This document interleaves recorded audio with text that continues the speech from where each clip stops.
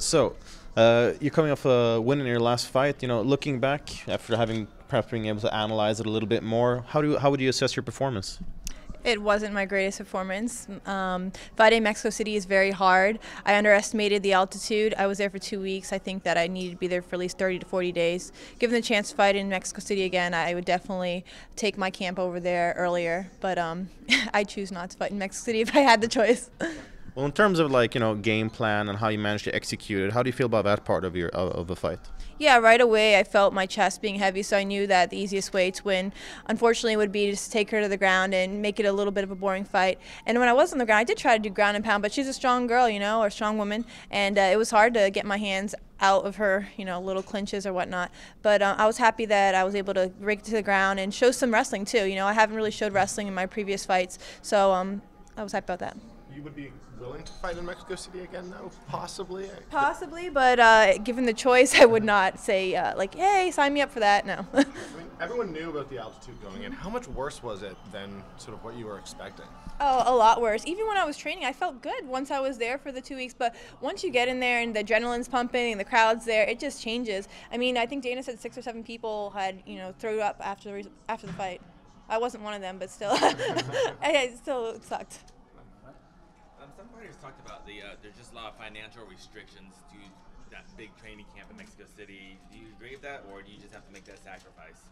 No, I totally agree. That's one of the things that I was talking about yesterday during the Latin American little scrummage we did.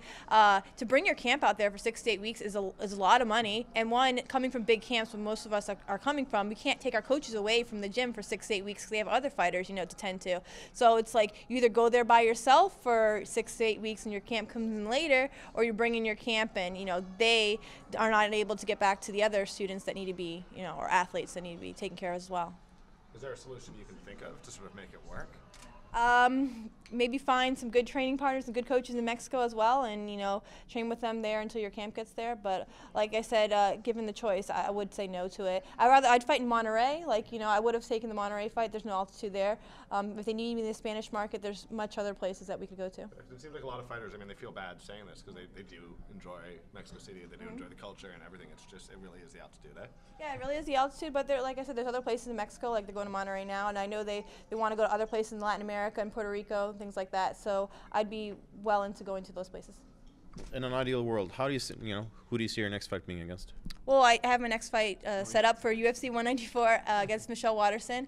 And when I saw her fight Magana, who I had previously fought, I said right away, texted Sean Shelby, said that I wanted to be my next fight. But she got hurt, broke her hand, and I thought they'd give me someone else, not make me wait until December. But fortunately, I got the fight, but I had to wait until December. So another 6 months without fighting sucks, because I wish I would have fought, 3 or 4 months from my fight, stay active. I've only had 2 fights this year. This will be my second fight.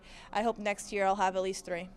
Waterson is such a a hyped fighter. Despite this being her debut in the organization, do you see a win over her being able to sort of just make you shoot up on your rankings?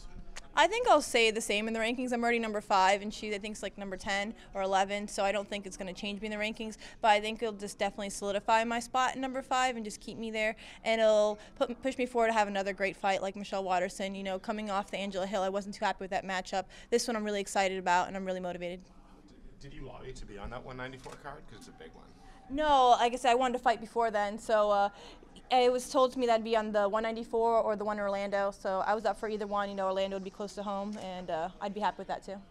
Did you were you even asked about to get the Joanna fight in Melbourne? No, not at all. I wasn't asked at all. They just went to Valerie, to be honest with you. That was a shock. She's from my camp. I'm happy for her. I think she's going to do well, but yeah, it was definitely a shock. I didn't think that would happen. I'm number 5. But at the end of the day, I looked back at it with my coaches, and it was best that they didn't ask me, because I probably would have said no.